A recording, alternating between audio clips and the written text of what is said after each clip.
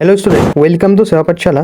আজি তোমালোকৰ ক্লাছ 9ৰ এটা খুব সুন্দৰ কবিতা ইংৰাজীৰ যে নো মেন আৰ ফৰেন অৰ্থাৎ জেমছ কিৰ্কাপৰ দ্বাৰা ৰচিত নো মেন আৰ ফৰেন কবিতাটিৰ যিমানখিনি তোমাৰ অসমীয়া অনুবাদ ইয়াৰ উপৰি মূল ভাৱৰ পৰা আদি কৰি যিমানখিনি টেক্সুৱেল কুৱেশ্যন আছে ইয়াৰ উপৰি MCQ ইয়াৰ উপৰি তোমালোকৰ পৰীক্ষাত সম্ভাৱ্য যিখিনি কুৱেশ্যন আছে গোটেইখিনি আলোচনা কৰিম গতিকে ভিডিঅ'টো ধৈৰ্য সহকাৰে চোৱা কাৰণ তোমালোকেতো জানাই এতিয়া যে MCQ আহে ইয়াৰ উপৰি ভিতৰৰ যিখিনি কুৱেশ্যন আহে সেইখিনিও আহে গতিকে মই তোমালোকৰ কাৰণে টু দা পইণ্ট হিচাপে যিখিনি মানে 100% চিউৰ যে এনেকুৱা কুৱেশ্যন পৰীক্ষাত আহিব পাৰে মই সেইখিনিও তোমালোকৰ কাৰণে লিখি আনিছোঁ গতিকে ধৈৰ্য সহকাৰে ভিডিঅ'টো চাই লোৱা প্ৰথমতে চোৱা যে নো মেন আৰ ফৰেনৰ তুমি ফাৰ্ষ্ট যিটো মূল ভাৱ যে কবিতাটিত কবিগৰাকীয়ে কিয় কৈছে বা কি কৈছে কবিতাটো এটা এনেই নিলিখে হয়নে নহয় কবিতা এটাৰ মানে ভাৱ এটা থাকিব লাগিব বুজি পাইছা নাই যে মানুহে যাতে কি কৰিব পাৰে ফিল কৰিব পাৰে গতিকে এই কবিতাটোত মেইন থিম হৈছে যে কবিগৰাকীয়ে কি মানৱতাৰ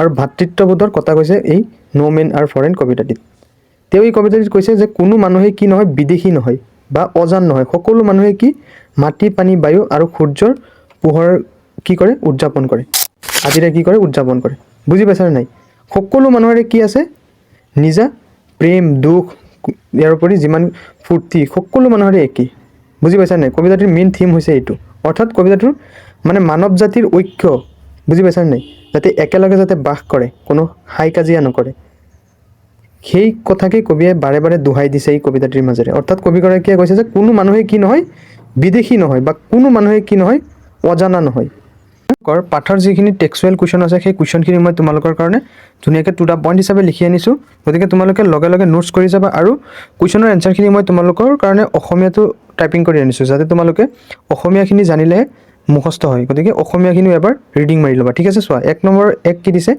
যে beneath all uniforms what uniforms do you think the poet is speaking about মানে কি কৈছে যে কিহৰ ইউনিফৰ্মৰ কথা কৈছে কবিগৰাকীয়ে চোৱা ইয়াৰ এনচাৰ লিখিবা যে the poet is referring the uniforms of soldiers.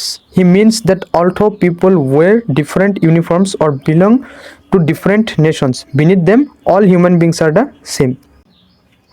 Ekor dui soa ki koise how does the poet suggest that all people on earth are the same? Answer soa that the poet says that all people share the same earth, air, sun and water. They have similar hands, eyes and feelings. Everyone works, eats, sleeps and loves in the same way. Thus all human beings are alike. কবিয়ে কৈছে যে সকলো মানুহে কি একেই কি কৰে সূৰ্যৰ পোহৰ একেই পানী একেই বতাহ কি কৰে সেৱন কৰে সেইকাৰণে কি ইয়াৰ উপৰি প্ৰত্যেকজন মানুহে কি কৰে একেধৰণে খায় একেধৰণে টোপনি লয় একেধৰণে সকলোৰে কি থাকে ফিলিংছ থাকে সেইবিলাক কৈছে ঠিক আছে ইয়াৰ পিছত চোৱা 2 নম্বৰ কুৱেশ্যন যে in stanza 1 find 5 ways in which we all are alike. Pick out the words. Your answers were the 5 ways in which we all are alike are the ek beneath all uniforms a single body breathes. Second was that the land our brothers walk upon is earth like this. Third was the in which we all shall lie. Fourth was that they are aware of sun and air and water.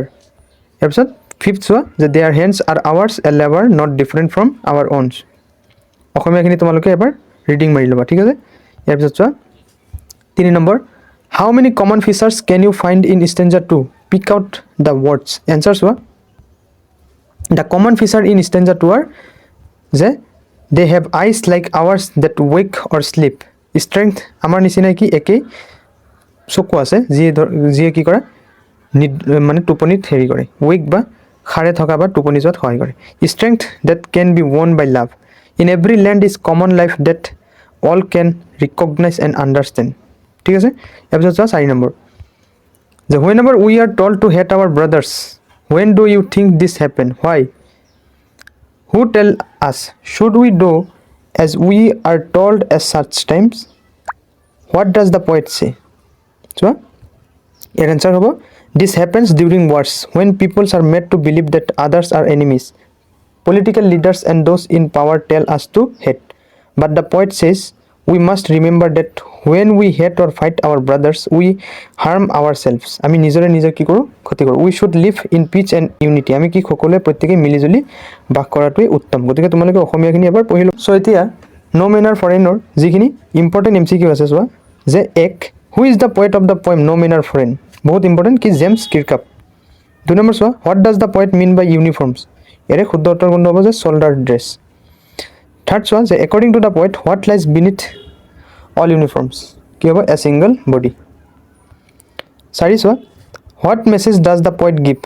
It is a love all and hate none, no men are different, all countries are foreign। কোনটো শুদ্ধ হ'ব এ হ'ব শুদ্ধ যে love all and hate none, কাকো কি নকৰিবা ঘৃণা নকৰিবা প্ৰত্যেককে কি কৰা ভাল পোৱা।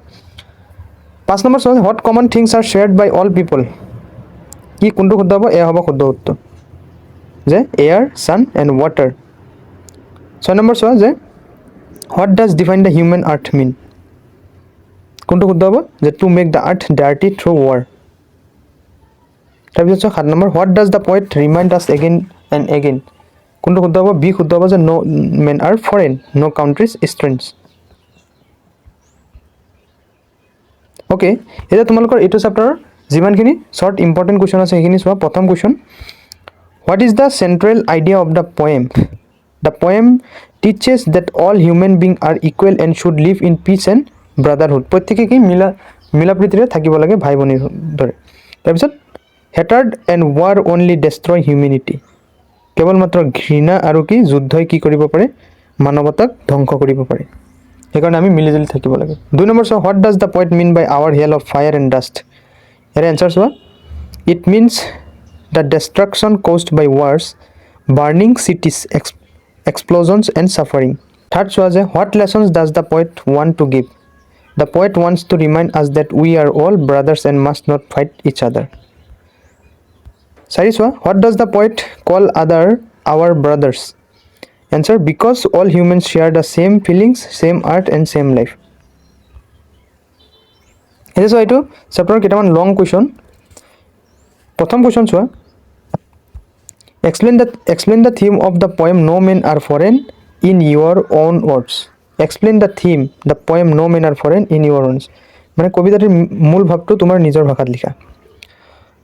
একদম শৰ্টত লিখিছোঁ চোৱা যে the poem no men are foreign by James Kirkup gives a strong message of peace, unity and brotherhood. The poet says that no one is foreign or strange because all human beings are the same.